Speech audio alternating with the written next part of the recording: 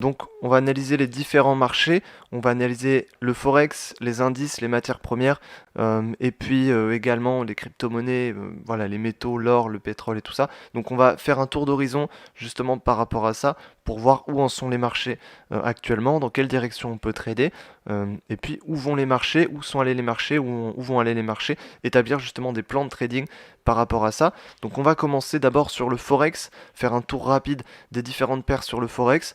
D'abord sur l'euro-dollar. Donc sur l'euro-dollar ici, on est toujours haussier. Sur cette tendance haussière ici, on avait le niveau ici des 1,18 qui était un niveau important, un niveau psychologique. On voit qu'on rebondit, qu'on commence à rebondir dessus.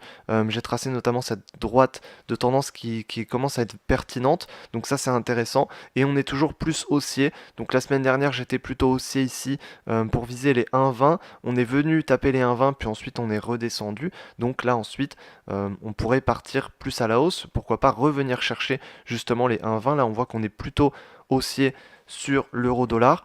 On est toujours très haussier depuis mai, donc depuis mai 2020 on est toujours très haussier, et là on reste plutôt haussier, et donc là on pourrait rebondir sur le niveau des 1,18 pour arriver sur 1,19 et ensuite sur 1,20. Voilà, donc ici je resterai, je pense, plutôt haussier sur l'euro-dollar. On a plutôt un potentiel qui est haussier, même si là on était plutôt sur une phase de correction. On reste quand même toujours très haussier, plutôt. Donc haussier sur l'euro et du coup baissier sur le dollar américain, c'est ce qui se passe. Voilà, donc on reste toujours orienté dans ce sens sur l'euro-dollar ici, toujours orienté plutôt à la hausse. Ensuite, du coup, sur le GBP USD ici, on est un peu dans le même cas de figure finalement. On a une correction ici, puis ensuite on reste plutôt orienté à la hausse.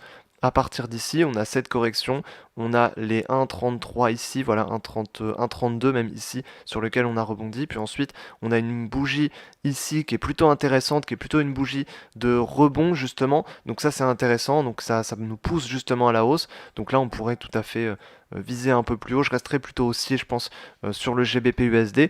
Toujours dans la même dynamique, hein, on est plutôt baissier sur le dollar, un petit peu moins que les semaines d'avant, mais on reste quand même plutôt baissier sur le dollar. Sur l'USD Yen, ici, sur l'USD Yen, on stagne un petit peu plus sur cette paire. On voit qu'on est toujours en stagnation entre 107 et ici 105,2, ici, donc ce niveau-là. On voit qu'on est toujours dans une stagnation ici, donc c'est pas forcément la configuration la plus intéressante qu'on a. Ici on a plutôt une stagnation, certes on partirait plutôt légèrement à la baisse, mais il n'y a pas de vrai mouvement baissier qui suit justement par rapport à ça. La semaine dernière on était plutôt baissier, et finalement, on a juste eu un rebond, on a continué dans cette stagnation, justement, on aurait pu sortir, mais justement, c'est pas ce qui s'est passé.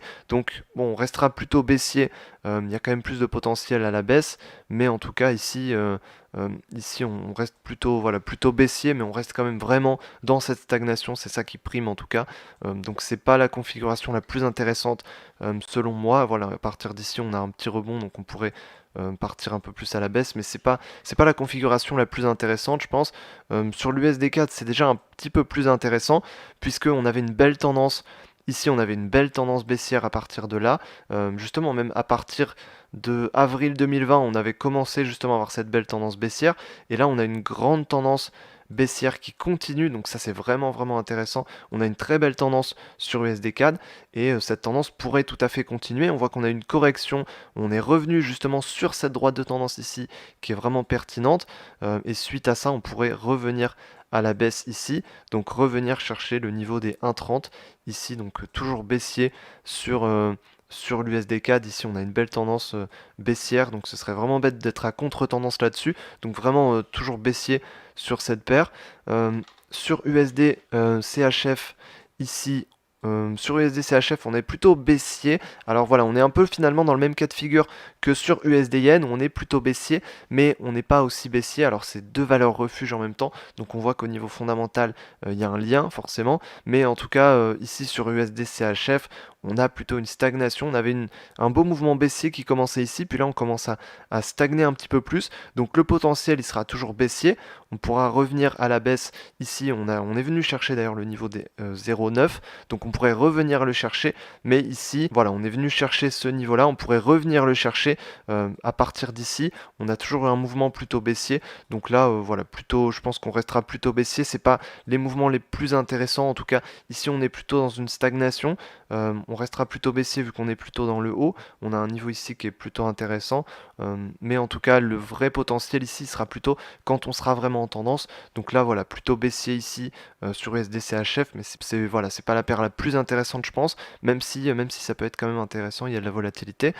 Sur AUD, USD, ça c'est des paires qui sont nettement plus intéressantes puisque on avait une belle tendance à la hausse ici. Donc on avait notamment ici une droite de tendance qui était bien dessinée ici. Donc on a sur AUD USD quelque chose comme ça. Et là on revient chercher justement ce niveau-là avec le niveau des 0,725 ici. Donc ce niveau de résistance ici, on revient dessus, on revient sur cette droite et là on rebondit pour ensuite repartir à la baisse. Donc là c'est hyper intéressant sur cette paire AUD-USD. Je pense qu'on a vraiment un mouvement intéressant ici à la hausse qui peut arriver. Sur NZD-USD, on est un peu dans le même cas de figure. Finalement, on a un rebond ici et puis ensuite on remonte. Donc on va aller voir ça. Sur NZD, voilà, on est un peu finalement dans le même cas de figure où on a un niveau ici des 0,67 et on rebondit dessus, on revient dessus donc sur le niveau qu'on avait cassé. Donc on avait marqué un niveau de résistance, on le casse, on revient dessus et ensuite on repart à la hausse, donc suite à ça, donc là c'est vraiment intéressant, et on pourrait viser ici les 0,68, donc voilà, là c'est vraiment intéressant, je pense, on a un niveau qui est vraiment pas mal, et on a un beau mouvement qui peut arriver, donc sur AUD, sur NZD, donc on a des beaux mouvements, je pense, sur euro-dollar aussi, sur GBP-USD, il y a pas mal de mouvements qui peuvent arriver, on est toujours corrélé au dollar américain, si on regarde l'indice du dollar ici, on est toujours baissier, et on voit que ça correspond clairement, puisque là, on a justement ce sommet qui s'aligne. Alors bon, sur l'indice du dollar, ça s'aligne peut-être pas hyper bien, quoique, mais encore voilà, on voit bien le sommet ici, et on voit bien ici la chute qui peut arriver un peu plus suite à ça, puisqu'on a un indice du dollar qui est plutôt baissier, donc c'est intéressant, et justement c'est ce mouvement qu'on retrouve sur toutes les différentes paires du Forex. Donc ça c'est hyper intéressant je pense, et justement il y a des paires sur lesquelles on le voit plus que d'autres, et c'est ça qui est intéressant. Donc justement d'ailleurs sur l'or c'est ce qu'on voit aussi, puisque sur l'or, on était plutôt haussier. Alors on reste plutôt haussier sur l'or, même si on a pas mal stagné ces derniers temps sur l'or, mais on reste au-dessus du niveau qu'on avait cassé, donc le niveau historique, donc 1921. On reste au-dessus, donc tant qu'on reste au-dessus, le scénario reste le même.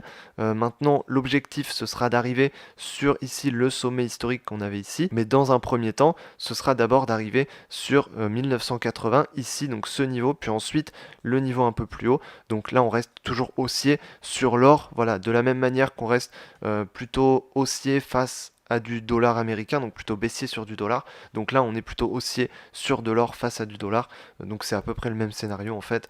À part que sur l'or, on avait un mouvement haussier qui était vraiment très rapide ces derniers temps, donc là on a une stagnation et à un moment donné ça pourrait repartir.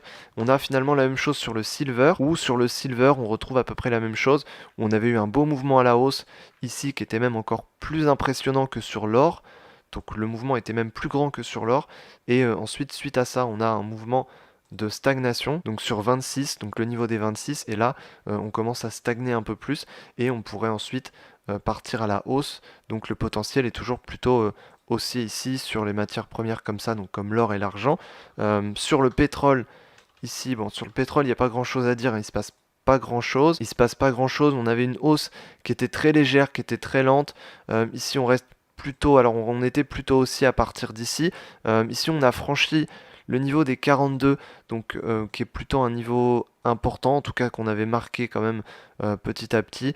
Ici, en tout cas, on a un regain de volatilité sur le pétrole. Alors bon, le pétrole baisse, mais on a un regain de volatilité, donc en même temps, ça peut être un petit peu plus intéressant, mais en même temps, c'est pas non plus un énorme mouvement comme on avait eu avant, et puis on n'est pas sur les anciens niveaux non plus. Donc il peut y avoir à terme des opportunités intéressantes sur le pétrole. À partir d'ici, on a un mouvement ici qui part plutôt à la baisse, donc on pourrait arriver, voilà, ce mouvement semble pas terminé, donc on pourrait arriver sur par exemple 1,38 ici, ou même peut-être un petit peu plus bas, pour ensuite repartir à la hausse, puisque ici, à terme, sur le long terme et le très long terme, il y a des chances qu'on retourne ici sur les niveaux au moins à 45 ou 50. Donc voilà, pour qu'on soit vraiment haussier, il faudrait qu'on passe au-dessus des 45. On voit qu'ici, on a plutôt rebondi dessus. dessus. Donc là, on semble plutôt partir à la baisse. Donc voilà, une légère baisse pour peut-être ensuite remonter. Mais ici, voilà, on a un petit regain de volatilité qui peut être intéressant à suivre. Pourquoi pas le pétrole? Il y aurait peut-être des choses à faire, mais en tout cas, c'est à suivre, suivant, voir ce qui va se passer justement là-dessus. Sur les indices, il s'est passé pas mal de choses sur les indices, c'est plutôt intéressant. Donc sur les indices, on était plutôt haussier, donc suite à la semaine dernière sur le S&P 500, sur les indices américains, on était plutôt haussier. C'était les indices qui partaient le plus à la hausse ces derniers temps. Donc c'était les indices qui partaient le plus à la hausse. On avait une belle tendance haussière ici sur le S&P 500. On voit que là on était arrivé sur 3600 sur le S&P 500. Donc on était plutôt haussier et là on a un retournement qui est arrivé, un retournement rapide assez fort ici sur le S&P 500, donc sur les indices américains. On a un retournement qui était assez fort, assez rapide. On est revenu sur un niveau ici, donc sur le niveau justement d'avant le crash qu'on a vu, donc le niveau de février. On est revenu dessus, on a clôturé au-dessus, donc ça c'est plutôt intéressant. Il y a beaucoup de gens qui ont parlé justement du prochain crash, de la prochaine crise, des choses comme ça. Maintenant ce qu'on voit c'est qu'on clôture au-dessus de ce niveau-là. Donc moi je dirais que c'est que tant qu'on clôture pas en dessous de ce niveau-là, en dessous de 3400, je pense pas qu'on soit vraiment dans une dynamique baissière. Donc on sera dans une dynamique baissière, à mon avis, si on clôture en dessous des 3400 ici, donc si on clôture en dessous, dans ce cas, on pourrait aller vraiment plus bas, donc retourner sur 3000, 3250 et ensuite plus bas. Ici, ce qu'on voit, c'est qu'on a quand même un mouvement haussier qui est plutôt fort, donc on pourrait tout à fait continuer là-dessus. On a voilà un mouvement de correction qui est assez rapide, il y a eu peut-être une panique. Maintenant, à voir la suite de ce mouvement. Si suite à ce mouvement on continue à la hausse, on commence à repartir, dans ce cas l'objectif ce sera 3600 et ensuite encore plus haut et on continue sur la lancée. Mais si on clôture sous ce niveau, dans ce cas ça pourrait remettre en question la tendance haussière et dans ce cas peut-être partir sur une tendance plutôt baissière. Donc ici on reste plutôt haussier pour l'instant quand même sur les indices américains, sur tout le mouvement qu'on a eu ici. On ne peut pas être baissier juste sur un petit mouvement comme ça. Il nous faut plus, il nous faut une confirmation en plus, à mon avis, pour être vraiment baissier là-dessus. Donc voilà, je pense que ici, on a un mouvement haussier qui peut arriver, qui peut être un très beau mouvement finalement. Si on rebondit, ça peut être un très bon point d'entrée si on rebondit à la hausse. Maintenant ici, si on clôture sous ce niveau, ça pourrait nous mener plus à la baisse ici. Sur le Dow Jones, on n'est pas finalement, on n'est pas vraiment dans le même cas de figure. En fait, on n'est pas aussi haut. C'est juste ça, puisque le S&P 500 avait dépassé le niveau historique. Sur le Dow Jones, on n'est pas aussi haut. Mais en tout cas, ici, on était quand même sur un niveau important. On a ce même type de correction, on a le même mouvement ici qu'on retrouve. Et finalement, ça peut donner à peu près la même chose. Là, si on clôture plus bas, si on clôture par exemple sous les 27 600, dans ce cas, on pourra partir plus à la baisse. Ici, en tout cas, ce qu'on voit, c'est qu'on reste plutôt haussier. On a une belle dynamique ici qui est haussière, d'ailleurs qu'on peut tracer comme ça. On a une belle dynamique ici qui est haussière, donc là c'est plutôt intéressant et ça peut justement être un bon point d'entrée à l'achat si ensuite on continue dans une belle tendance à la hausse. Donc ça c'est plutôt intéressant. Et ensuite les objectifs, ce sera ici donc sur le Dow Jones, ce sera de 29 200 et ensuite ce sera 29 600 et puis ensuite peut-être les 30 000 qui sont un peu plus hauts qu'on pourra venir chercher sur le Dow Jones. Sur le Nasdaq, un indice qui est assez différent aussi, qui est assez différent puisqu'on est beaucoup plus haut sur le Nasdaq. On retrouve aussi le même mouvement de correction qu'on a eu ici.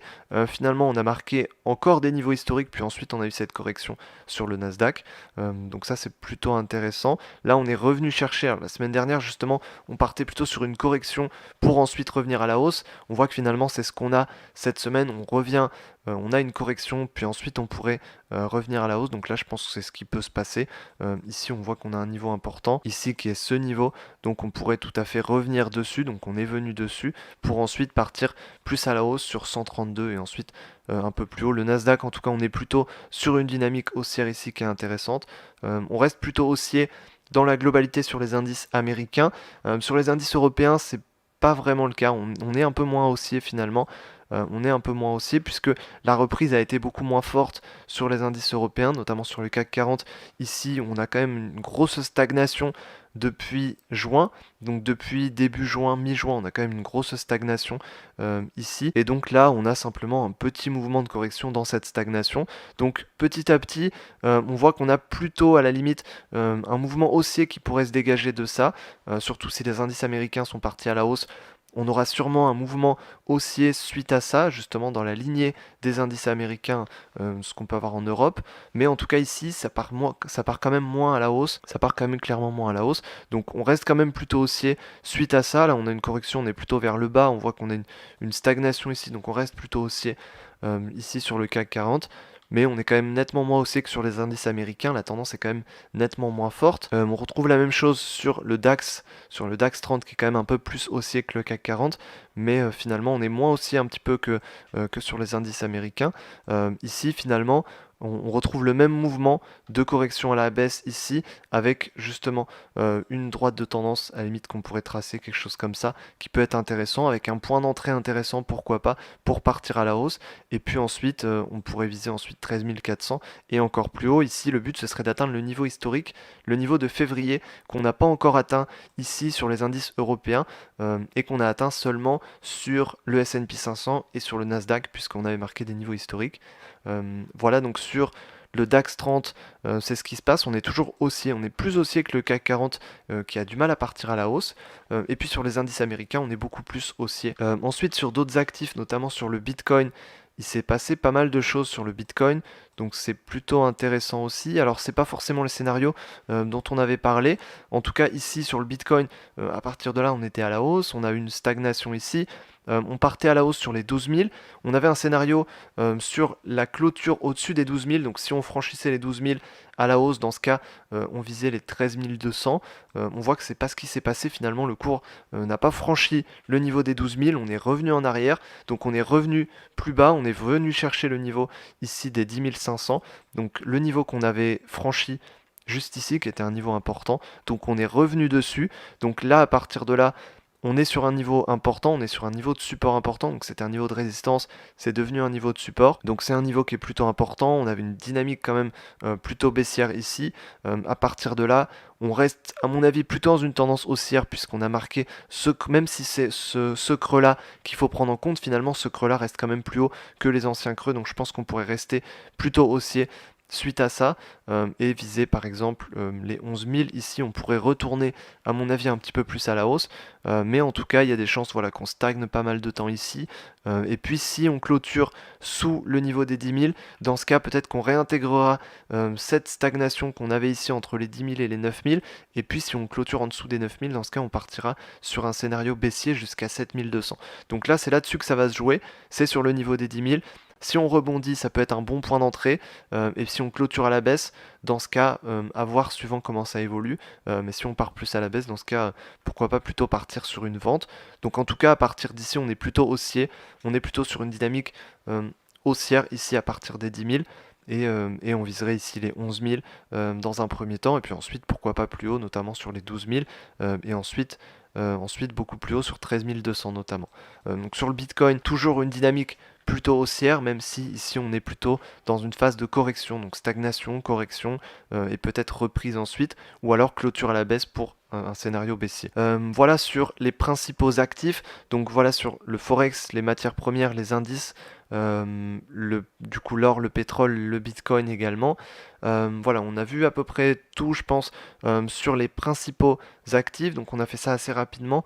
Le but, voilà, c'est d'établir un plan de trading, je pense que c'est ce qu'on a fait, d'établir une direction. Donc là, on a la direction, on est surtout baissier sur le dollar américain, on en avait parlé notamment les semaines d'avant, où sur le dollar américain on était plutôt baissier, on est toujours plutôt baissier sur le dollar américain, on voit que c'est ce qui se passe, notamment quand on regarde les paires du Forex, quand on regarde les indices américains, on voit que c'est ce qui se passe, donc ça c'est plutôt intéressant. Voilà, je pense qu'on a fait le tour par rapport à ça.